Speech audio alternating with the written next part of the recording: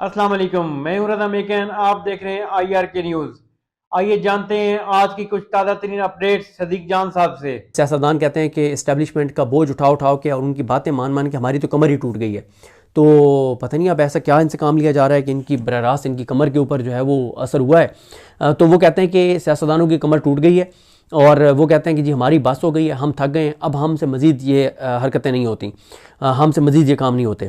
तो अब ये भी यही कह रहे हैं अपना कामरान मुर्तज़ा साहब ये कह रहे हैं कि जनाब सियासतदान ये कह रहे हैं कि उनके अंदर भी गुस्सा है। मियाँ नवाज शरीफ को उन्होंने इशारा दिया कि उनके अंदर भी एक गुस्सा है, उनके अंदर भी एक घुटन है और वो भी अब थक गए हैं, वो भी तंग आ गए हैं, वो भी बोलना चाहते हैं, वो भी कोई बात करना चाहते हैं। तो वो भी इस तरह की बात जो है वो कर रहे हैं कामरान मुर्तज़ा साहब। अब देखें, अल्लाह की ज़ात बेहतर जानती है कि ये नोटिफिकेशन मियाँ नवाज शरीफ ने करवाया है, इस्टेब्लिशमेंट ने करवाया है, क्योंकि शहबाज शरीफ और अयाज सादिक अपनी तरफ से तो किसी सूरत नहीं कर सकते। तसव्वुर ही नहीं है कि अयाज सादिक साहब ने अपनी तरफ से कुछ करना होता तो वो करते। जो शाह अहद और साथ अवैस जखड़ और इन सारों को जिस तरह से असम्बली के अंदर से शेख वकास अकरम इनको गिरफ़्तार किया गया था और इनके साथ जो बदतमीज़ी और बदतहज़ीबी हुई थी उसके ऊपर अयाज सादिक कुछ नहीं कर सके थे और इसीलिए उनको जो महमूद खान चौधरी साहब हैं वो हवालदार स्पीकर कहते हैं। तो अब देखते हैं जी चीज़ें कैसे आगे बढ़ती हैं।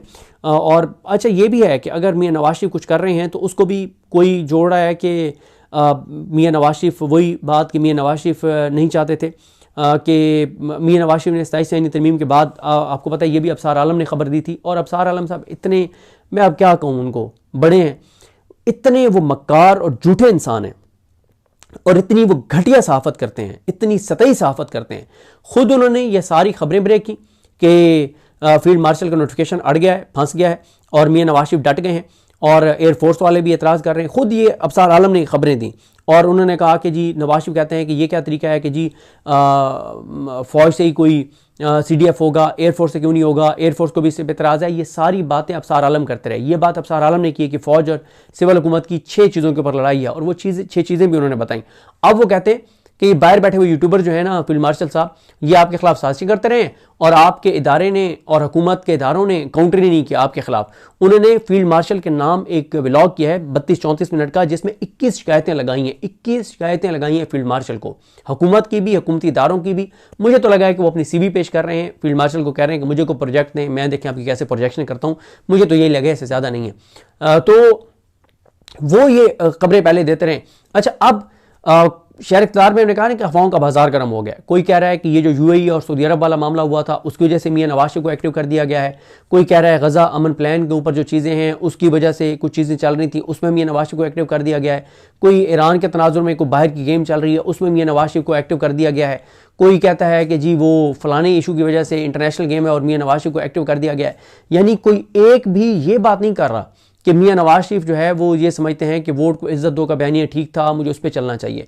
मियाँ नवाज शरीफ के एक्टिव होने की जो खबरें दे भी रहे हैं तो उसको भी वो इंटरनेशनल इस्टेब्लिशमेंट, बैरूनी कुव्वतों, बैरूनी इदारों, इन चीज़ों के साथ जोड़ रहे हैं। ये नहीं वो जोड़े कि मियाँ नवाज शरीफ कोई दोबारा उनको एहसास हो गया है कि मुल्क का नुकसान हो रहा है तो इसलिए मियाँ नवाज शरीफ। फिर एक और जो बड़ी डेवलपमेंट हुई है वो ये हुई है कि मौलाना फजल रहमान साहब ने टेलीफोनिक रब्ता किया है महमूद खान चकज़ई साहब से और उन्होंने महमूद खान चकज़ई साहब को मुबारकबाद दी और कहा कि अपोजिशन मिल के चलेगी।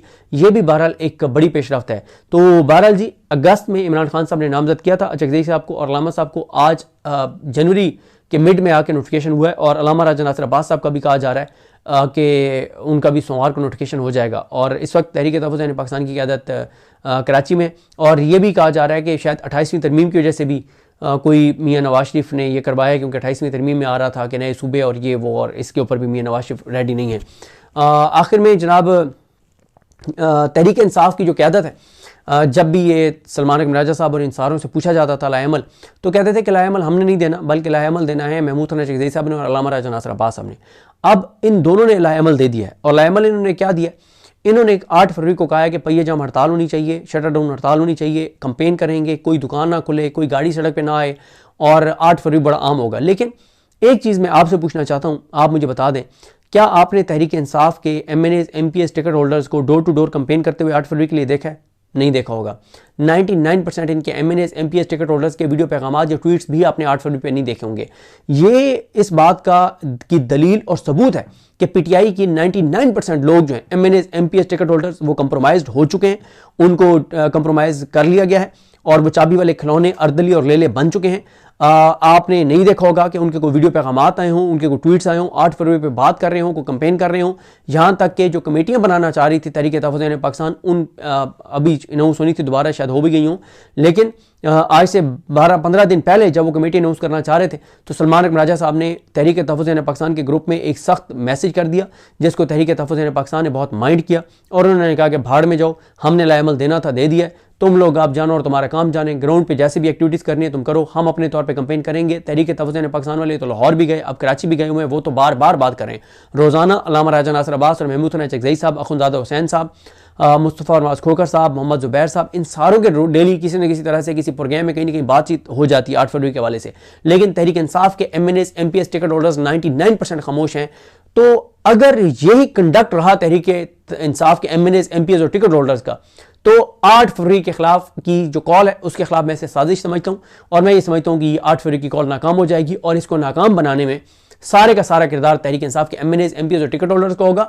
और 8 फरवरी की कॉल नाकाम हुई तो फिर इमरान खान की रिहाई के लिए जो एक सोहेल आफरीदी ने मोमेंटम थोड़ा सा बना दिया है, तहरीक तहफ़्फ़ुज़ पाकिस्तान ने कुछ दबाव बढ़ा दिया है, अगर ये 8 फरवरी की कॉल नाकाम हो गई तो इमरान खान की रिहाई के लिए ये जो अब तक मोमेंटम बने ये भी सारे का सारा बर्बाद हो जाएगा और इमरान खान की रिहाई के इम्कानात जो थोड़े से पैदा भी हुए हैं वो भी ख़त्म हो जाएंगे। तो तहरीक इंसाफ इस वक्त मुकम्मल तौर पे किसी और के हाथों में, ना सेक्रेटरी जनरल चीज़ें एग्जीक्यूट करवा रहे हैं, ना आप सेक्रेटरी जनरल साहब के मुझे दिखा दें कि 8 फरवरी के ऊपर उनके कितने वीडियो पैगामात आए हैं, कितनी उन्होंने मीटिंग्स की हैं। और वो तो मैं अगली वीडियो में ज़रा बात करूँगा ना कि इमरान खान साहब से 2 दिसंबर से अब तक मुलाकात नहीं हुई, एक भी तहरीक इंसाफ की सियासी कमेटी का इजलास नहीं हुआ जिसमें इस चीज़ को डिस्कस किया गया हो कि इमरान खान की कैद तन्हाई को कैसे ख़त्म करवाना है, उनकी बहनों से मुलाकात कैसे शुरू करवानी है, इमरान खान को कैसे रिहा करवाना है। एक भी मीटिंग सलमान अकबर राजा साहब ने पॉलिटिकल कमेटी की इस एजेंडे के ऊपर नहीं की, अगर की है तो कम से कम उसकी खबर बाहर नहीं आई, कोई लाएमल बाहर नहीं आया। तो इस वक्त तहरीक इंसाफ के MNAs MPS टिकट होल्डर्स कोई ऐसी कोशिश छोड़ नहीं रहे कि इमरान खान को की कैद को हम किस तरह से हम तवील करवा सकते हैं, कैसे हम उसकी कैद तन्हाई को मजीद एक्सटेंड करवा सकते हैं। पूरी की पूरी फोकस है पूरी तहरीक इंसाफ का, एक चीज के ऊपर पूरी तहरीक इंसाफ का कंसेंसस है। 8 फरवरी की कॉल कामयाब नहीं होने देनी, डोर टू डोर कैंपेन नहीं करनी, स्ट्रीट मूवमेंट नहीं करनी और कोई ऐसा हुकूमत के खिलाफ नैरेटिव नहीं बनाना। अभी आप जाते जाते सुन लेना, मैं आज देख रहा था कि अभी एक अवैस हमीद साहब जो जर्नलिस्ट है वो ये ट्वीट कर रहे हैं कि हुकूमत ने आलमी मंडी में तेल की कीमतों को, उन्होंने शहबाज राना साहब को ट्वीट किया, हुकूमत ने आलमी मंडी में तेल की कीमतों का फायदा आवाम तक नहीं पहुंचाया और पेट्रोल पर आयद लेवी जो टैक्स है वो 4 रुपये 65 पैसे फी लीटर इजाफा कर दिया है। ये यानी 5 रुपये फी लीटर इजाफा कर दिया है टैक्स में, ये बढ़ाया है एक तरह का, ये जो इंटरनेशनल मार्केट में कम हुई वो फायदा नहीं दिया। और उन्होंने कहा यह बस्ता रातों की शदीद धुंध में फूड डिलीवरी करने वाला गरीब लड़का भी अब हर लीटर पर 84 रुपये 27 पैसे 84 रुपये 27 पैसे फी लीटर टैक्स दे रहा है। ये है सूरत हाल। मेरा ख्याल इमरान खान के दौर में ये कोई 16 या 18 रुपये था और अब वो 84 रुपये तक टैक्स पहुंचा हुआ है। ये बात तहरीक इंसाफ कभी आपको नहीं बताएगी क्योंकि वो उनको कहीं से मना किया गया है कि आपने हुकूमत के जो बड़े बड़े स्कैंडल्स हैं जो आवाम को वो बर्बाद कर रहे हैं, बात नहीं आपने कहीं करनी। और वो पूरी ताबेदारी के साथ इनके MNAs MPS टिकट होल्डर्स, मैंने सिर्फ शायद खटक का देखा है और मैंने किसी का नहीं देखा कोई वीडियो पैगाम आया 8 फरवरी के हवाले से कोई बात ही। तो नाजरीन ये थी अहम अपडेट्स जो आपने जानी सदीक जान की ज़बानी। तो नाजरीन जुड़े रहिए मजीद अपडेट्स के लिए हमारे चैनल के साथ।